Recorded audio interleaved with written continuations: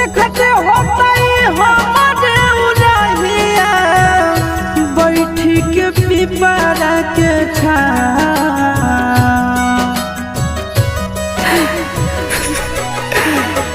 देखते होता हमारे उड़हिया बैठी के पिपरा के रुक रुक रुक अरे टरेनिया रुक रुक रुक रे टरेनिया ले ले चल जनुआ के गाँव रुक रुक रुक रे टरेनिया।